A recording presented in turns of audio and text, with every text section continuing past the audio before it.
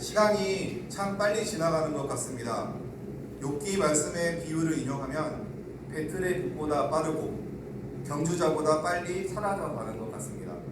얼마 전에 고향대로 황금마트 앞과 원일로 커피에 반하다 카페 인도 앞에 노란 낙엽들이 수북이 쌓여 있었던 것 같은데 송구영신 예배를 지나서 벌써 견딜만한 했던 따뜻한 겨울이 다 지나가고 봄을 기다리고 있는 2월 중순에 서 있습니다.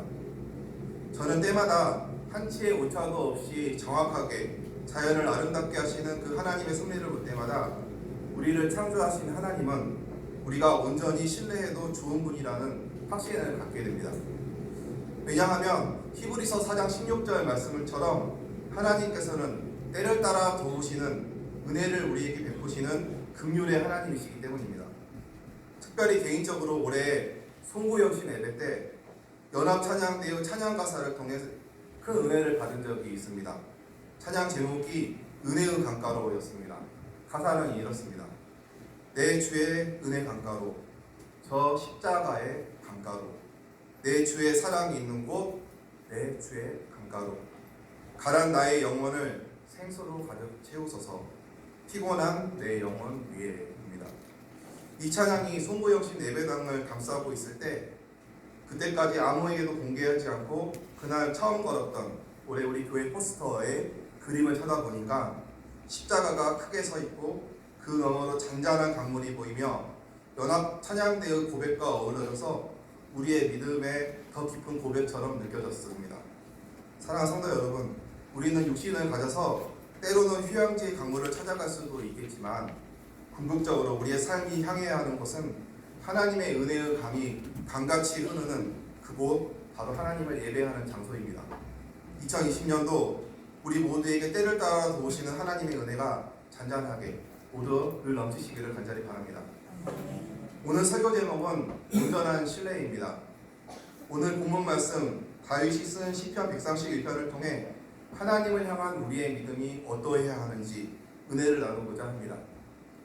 사랑하는 성도 여러분, 다윗 왕 하면 어떤 단어로 표현할 수 있겠습니까? 찬양을 잘하는 사람, 의리의 사람, 전쟁의 용사, 책임감 강한 사람 등 다양하게 표현할 수도 있겠지만 저는 무엇보다도 다윗 왕을 이렇게 표현해보고 싶습니다. 하나님을 온전히 신뢰한 왕, 하나님을 온전히 신뢰한 왕입니다. 모두 아시다시피 다윗은 왕이 되기 전에 양을 치는 목동이었습니다.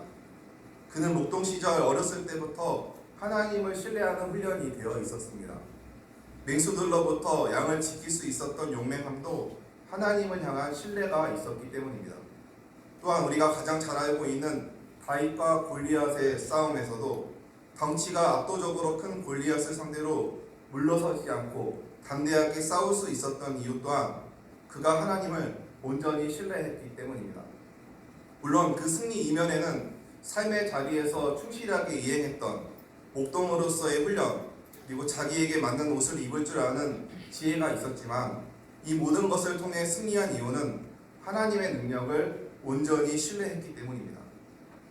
다윗은 왕이 되기 전까지 사울 왕의 질투심 때문에 오랫동안 여러 군데 피난을 다녀야 했었습니다.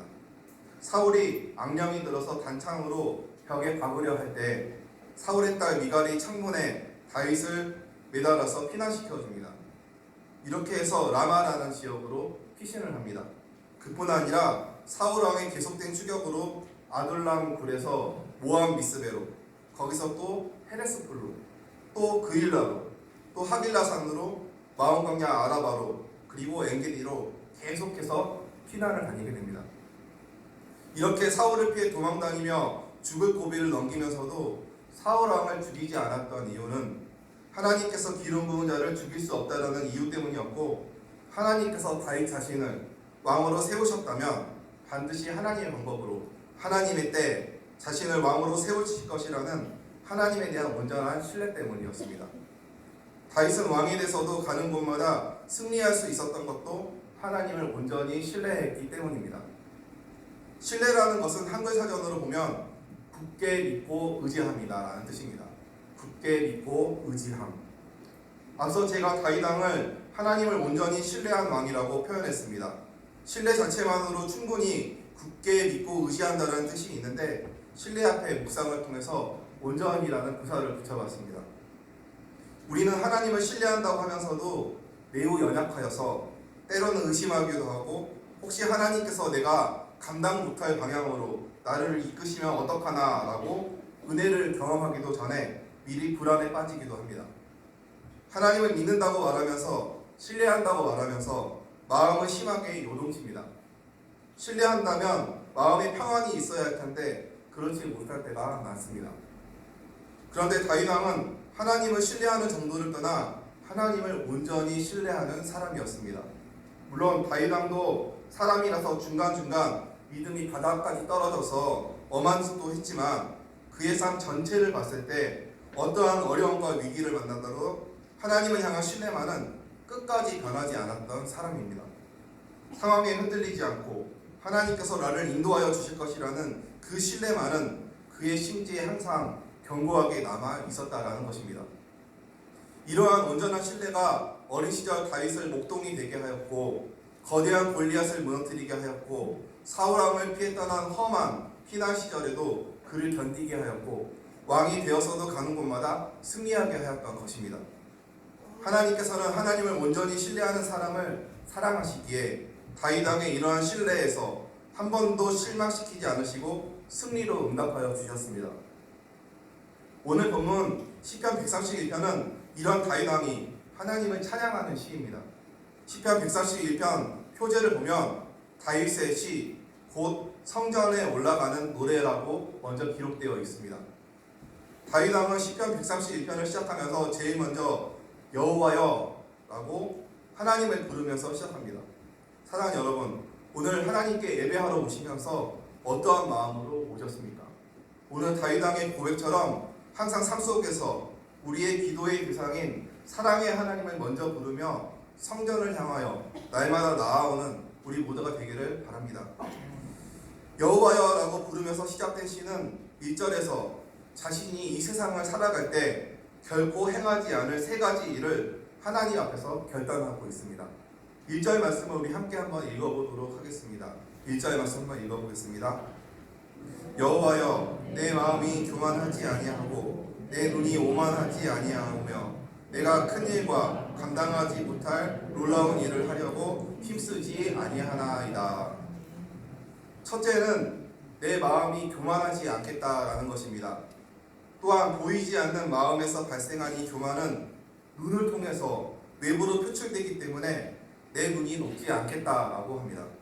그리고 자신이 감당하지 못할 일들을 좇아서 행하지도 않겠다라는 것입니다. 마음을 의미하는 구약 성경의 히브리어는 내부라는 단어를 사용합니다. 그 뜻은 내부 인간, 마음, 정신, 그리고 의지라는 뜻입니다. 그리고 교만은 가바라는 히브리어를 사용하는데 뜻은 높다, 고귀하다라는 뜻입니다. 이 단어는 좋은 의미로 쓰이면 교양되다라는 뜻이 되는데 나쁜 의미로 쓰면 오늘 본문과 같이 교만이 됩니다. 이런 측면에서 보면 교만이라는 것이 우리 마음의 중심에서 발생하는 것임을 알 수가 있습니다. 다윗 왕은 마음의 중심에서 발생하는 교만을 하나님 앞에서 하지 않겠다라고 고백합니다.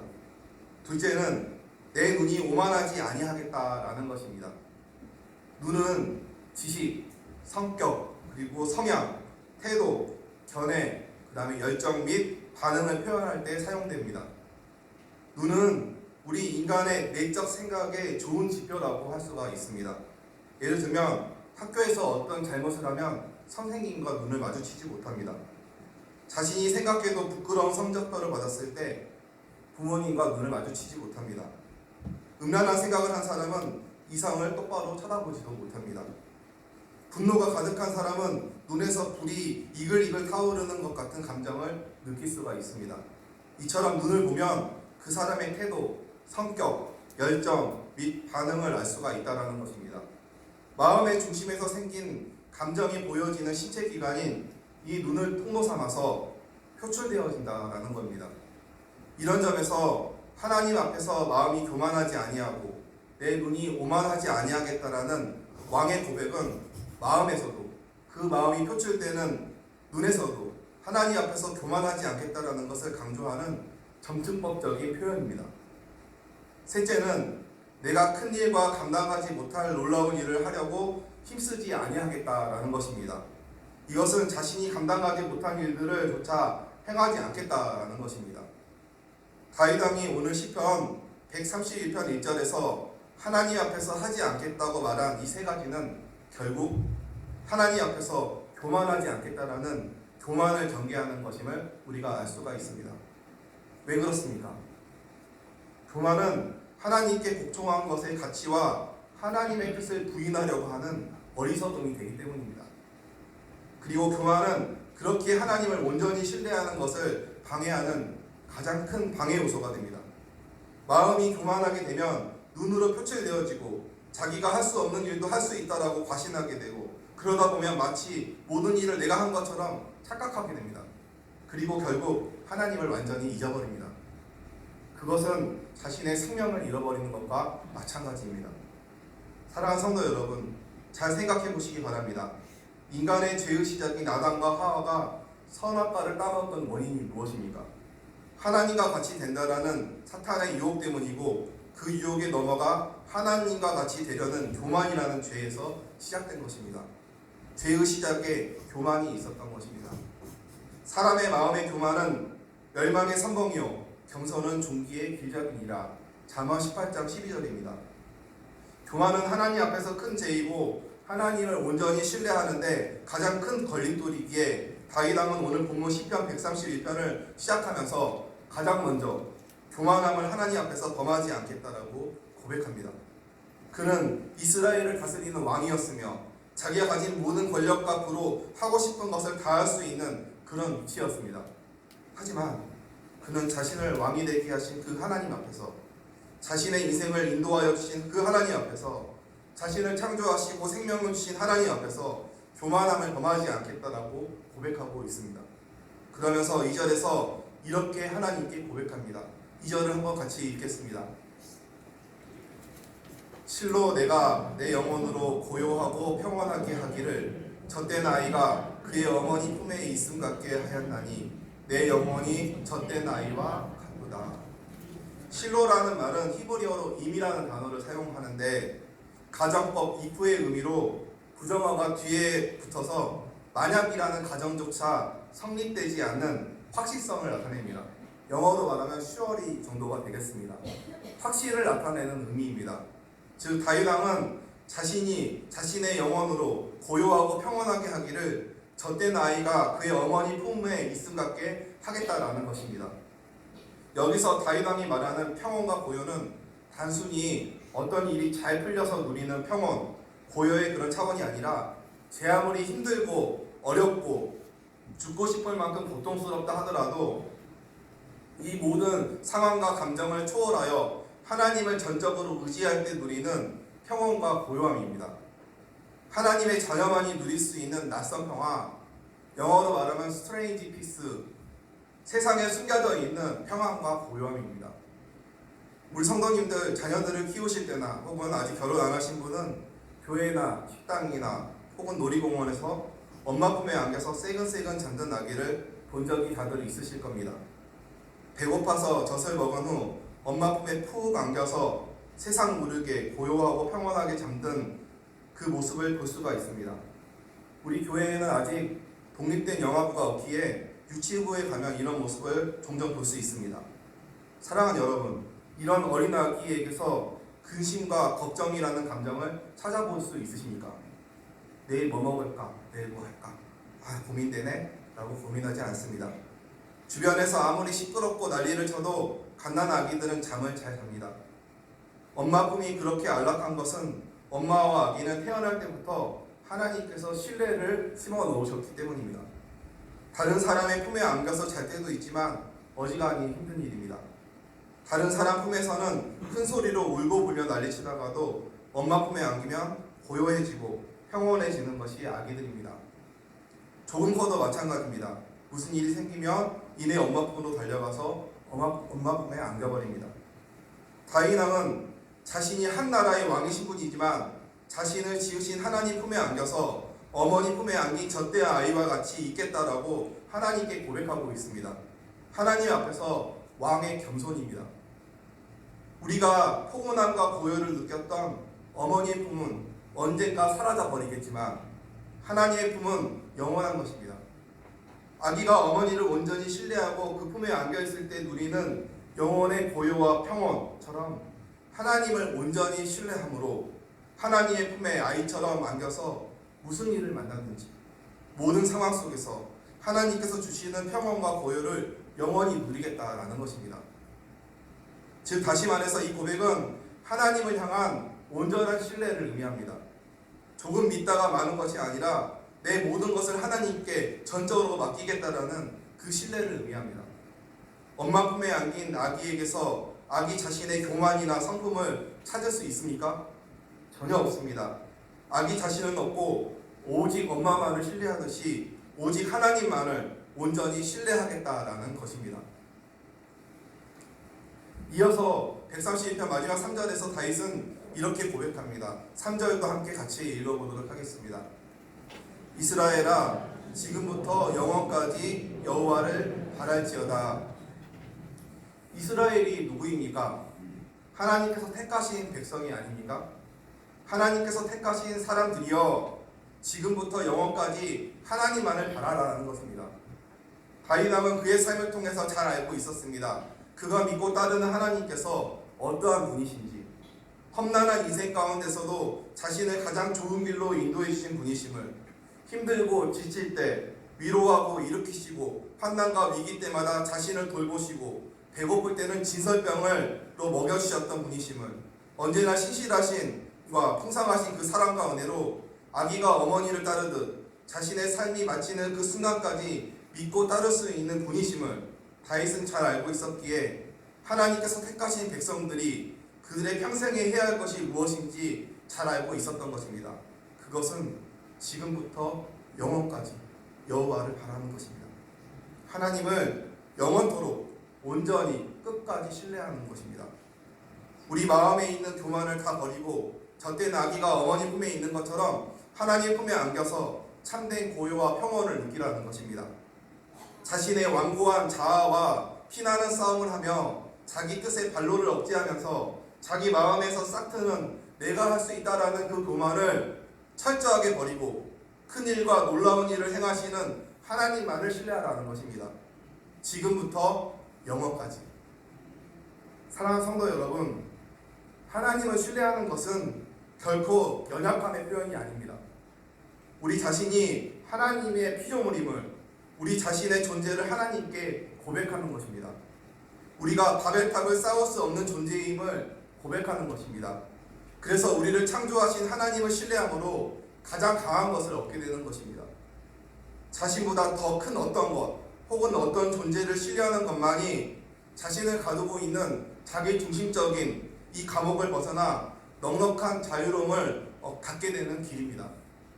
우리보다 크신 하나님, 우리를 창조하신 하나님, 전능하신 하나님 아버지, 사랑과 은혜가 풍성하시고 언제나 신실하신 그 하나님을 온전히 신뢰할 때 고립과 소외를 극복하게 되고 하나님께서 주시는 참 평온과 고요를 느낄 수 있습니다.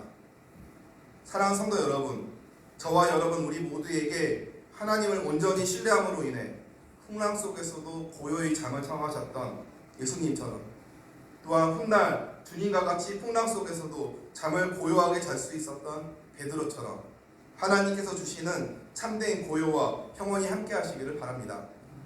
또한 벚꽃이 만개한 봄바람이 불어오는 그때부터 앙상한 나뭇가지만 남는 겨울까지, 더 나아가 우리 모두가 하나님의 나라에 가는 그날까지, 그리고 그 후로 영원토록 오직 하나님만을 바라시기를 바랍니다. 마지막으로 줄기러기의 비행에 대해서 이야기를 나누고 말씀을 정리하겠습니다. 해발 7,000에서 8,000m의 고봉이 즐비한 히말라야 산맥을 1년에 2번 넘나드는 철새가 줄기러기입니다. 길이가 70cm이고 무게가 2에서 3kg밖에 안 되는데 장거리 비행을 하는 새치고는 큰 편이 아닙니다. 그 새가 높은 산을 넘나들 수 있는 비유는 아시는 분도 있겠지만 롤러코스터 비행을 하기 때문이라고 합니다. 줄기러기들은 비행기처럼 한 번에 고도를 높여서 천천히 내려오는 것이 아니라 롤러코스터를 타듯이 오르락 내리락 고도 변화를 주면서 날아다닙니다. 에너지를 아주 효용적으로 사용하고 있는 것입니다. 90% 이상을 6,000m 아래로 비행을 한다고 합니다. 이들이 애써서 8,000m 높이까지 올라갔다가 다시 내려오는 이유는 계속 높이 날게 되면 고도가 높은 곳은 공기 밀도가 낮아서 비행에 필요한 힘이 많이 들게 되고 또 산소가 부족하여서 숨쉬기 힘들기 때문에 높은 봉우리를 지날 때마다 비상했다가 다시 고도를 낮추는 것이라고 합니다. 또한 바람이 능선에 부딪혀 솟구치는 지점에선 추가 양력을 받아서 쉽게 날 수 있는 것입니다. 우리가 주목할 것은 줄기러기들이 자신의 힘으로 날아가는 것이 아니라 기상 조건에 자신들의 비행을 온전히 맡겨서 높은 산맥을 넘어간다는 사실입니다. 사랑하는 성도 여러분, 우리의 믿음도 이러한 줄기러기들의 비행과 같다라고 할 수가 있습니다. 이새가 장거리 비행을 하듯 우리 또한 인생의 긴 여정을 보낼 때 내 힘과 능력을 의지하는 것이 아니라 줄기러기가 기상 조건에 자신들의 비행을 온전히 맡기듯 저와 여러분 우리는 하나님을 온전히 신뢰하며 하나님의 인도하심에 우리 자신을 맡기며 살아가야 하지 않을까요? 그 안에서 참된 평화를 누리면서 말입니다. 오늘 이 시간 여러분이 하나님을 온전히 신뢰할 것은 무엇이 있으십니까? 진로 문제, 결혼 문제, 건강 문제, 경제적인 문제, 직장 내에서 나를 힘들게 하는 대인관계 문제, 이사나 출장, 자녀 문제, 막막해 보이는 노후 생활, 그 어떤 문제이든지 내가 놀라운 일을 하려고 힘쓰는 것이 아니라 젖된 아기가 그의 어머니 품에 있는 것 같이 온전히 하나님만을 의지함으로 하나님의 선하신 인도하심과 도우심을 경험하시기를 바랍니다. 그래서 내가 속한 모든 공동체를 향하여 이스라엘아 지금부터 영원까지 여호와를 바랄지어다 라고 고백하고 선포하시기를 바랍니다. 그리하여 온전한 신뢰를 통하여 하나님의 능력으로 각자의 삶의 자리에서 참된 평화를 누리고 히말라야 산맥과 같은 인생길에서 다윗처럼 겸손한 자를 때를 맞아서 삶에서 높이시는 그 하나님의 비상을 경험하는 우리 모두가 되기를 간절히 소망합니다. 기도하겠습니다. 사랑과 은혜가 풍성하신 하나님 감사합니다. 우리가 하나님 앞에서 피조물이고 온전히 하나님만을 의지해야 될 연약한 존재임을 고백할 수밖에 없습니다. 그렇기에 하나님께서 우리를 먹이시고 기르시고 인도하시는 분임을 우리가 알기에 우리의 삶에 힘들게 하는 모든 문제들 온전히 하나님께 맡기며 하나님께 의탁하며 하나님의 선하신 인도하심을 모두 경험할 수 있는 우리가 될 수 있도록 은혜 베풀어 주시옵소서. 감사드리며 예수님의 이름으로 기도드립니다.